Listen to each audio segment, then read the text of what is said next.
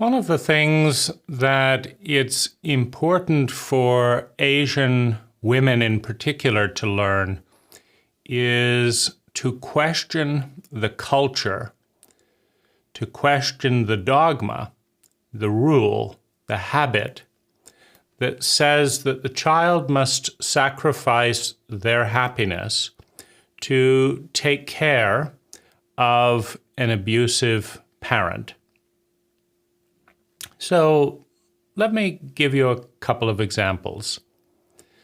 I'm talking with a prostitute in Thailand. She has a massage shop, but she also does prostitution.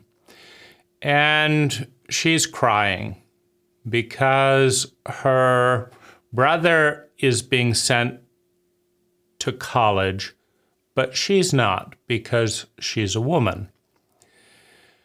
She's also crying because her parents are shaming her for not sending more money back to the parents.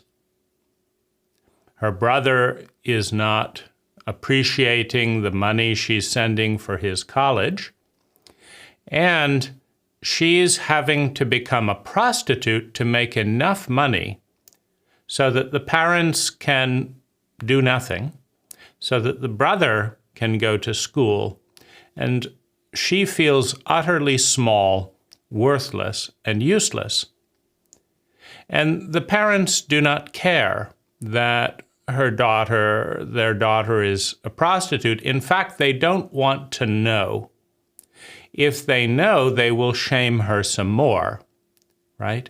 So the only way to make the kind of money as an uneducated woman is that they demand is prostitution, right? People do not pay uneducated 30-year-old women a lot of money in Thailand,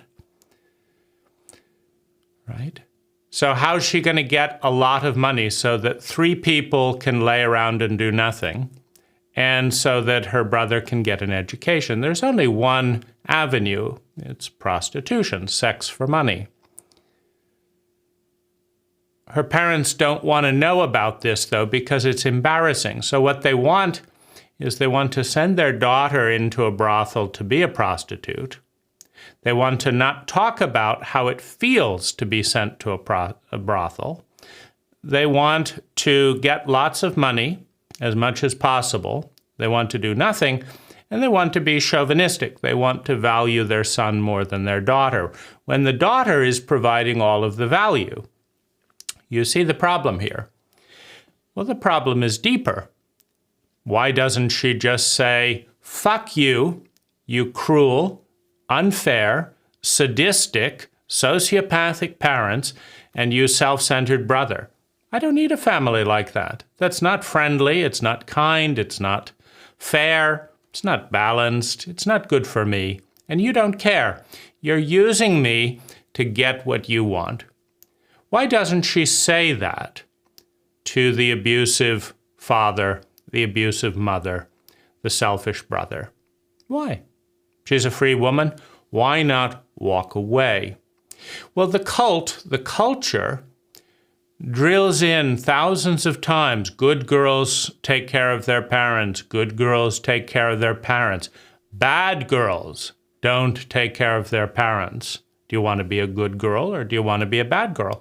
Well, the more you are abused, the more you are neglected as a young woman, the more you hunger to be good, the more you hunger to feel better. The more you are neglected, the more you need praise and validation. Well, they say, well, here, it's easy. All you have to do is become a prostitute and send all of your money back to your family, and then we'll give you a little bit of praise. Just enough that you keep going, but not enough that you can stop and feel good about yourself, right? We want to pimp you out. We want to make money on your body. And we don't want to talk about it, and we want to blame and shame you for that. It doesn't get more cruel, it doesn't get more lonely, and it is a common story. Well, this is similar throughout a lot of Asian cultures. right? The child should take care of the parents. The child should show respect to the elders. But what if the elders are stupid, selfish, cruel, and have an addiction? Do you give money to feed their addiction at the cost of your own life? What if you fear your parents because they beat you or sexually molested you or allowed other people to hurt you, right? What if you feel the hurt and unworthiness that the boys are being treated differently than the girls, right? Why are girls sluts but men are sexually healthy, right? Why is it okay for so many people to have children and leave a woman to take care of the baby alone, a very common Filipino habit? Why is that okay? Why is there no outrage from anyone to do anything about it? Right? Why? It's not healthy. It's not logical. It's not balanced. It's cruel. It's not sustainable. Well, one of the things that tends to happen is unhealthy families raise unhealthy children. Abusive families raise children that feel worthless, that feel small, that feel unloved. One of the things that happens, right? Unhealthy families raise unhealthy children. Now, when one person in the group starts to be successful, starts to be healthy, it upsets the ecosystem. It upsets the identity. And the group is uncomfortable and wants to exploit the situation. They want to pull the person back down, destroying their opportunity, distracting them. Please, we need money now so that we don't have to do any work. Please, please, well, go out and learn something, get a job, start watching, because what's remarkable in my observations of a lot of family members in Asian cultures is they're not studying anything for free on YouTube. In many cases, they're not learning English, which can double their salary and let them do work remotely. They're not building credit, right? They're not learning new books about business. They're watching cartoons and playing video games 1, 2, 3, 4, 5 hours a day. They're not moving forward. Now, because they're not studying, because they're not reading, because they're not learning, they're not making any money, right? And so when anyone else in the family makes money by learning and growing, they want the money. Now, what's sick about this is that one person cannot lift an entire lazy family. It requires study, it requires work. You don't have to go to school to learn English. You can learn it on Duolingo, right? And so it is an important skill, right? If you come from a poor and or abusive family, of which there are many, right? And of course, every family has its plus and its minuses.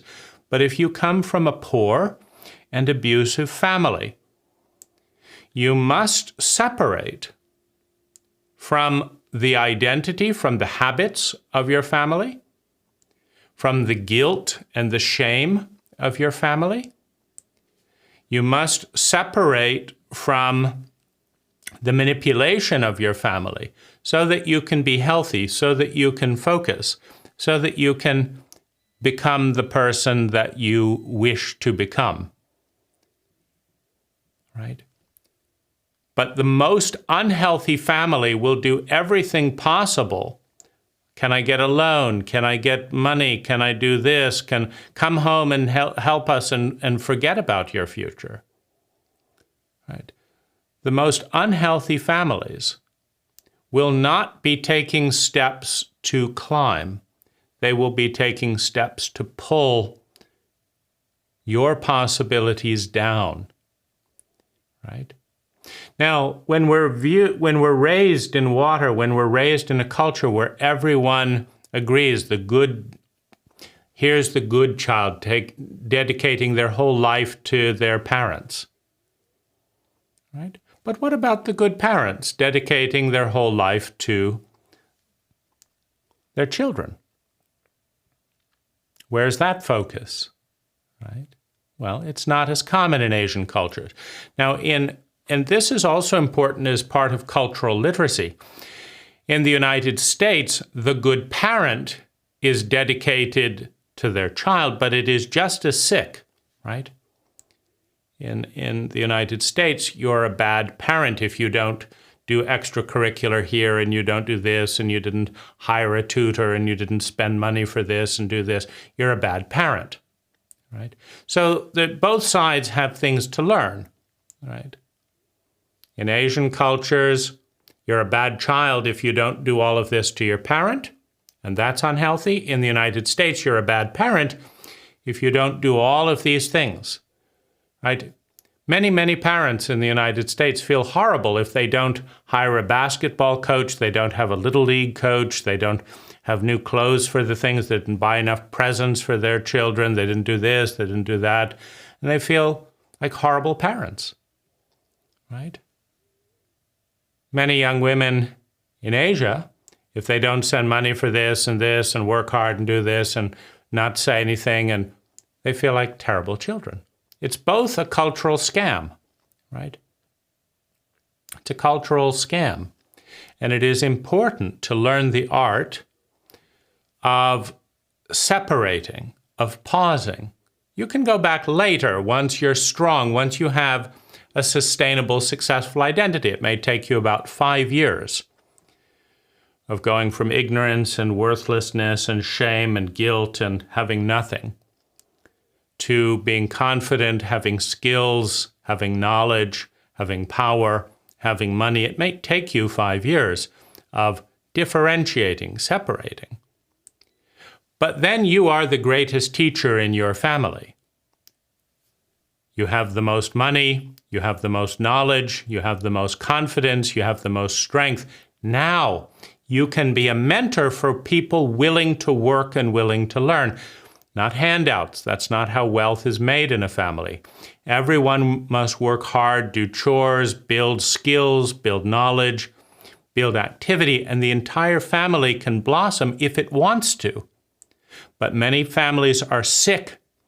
They're filled with hatred, they're filled with jealousy, they're filled with helplessness and hopelessness and addiction, and they do not want to be helped. They want to be left in misery. But if they want to be helped, they must do the work. Every family member must work 1, 2, 3 hours a day to become better, to learn new skills, right? To learn basic mathematics on YouTube for free, to learn basic English, or to learn Chinese for free, right? These are skills that anyone can do at home for free. Right? They just need a cellular signal or access to a library. Growing food. Every family member can learn the art of growing food, cooking and saving money and learning to cook healthy food at home. It's not the fault of one successful child if the family is corrupt, if it is rotten, right? If it wants to go down and blame everyone else, right?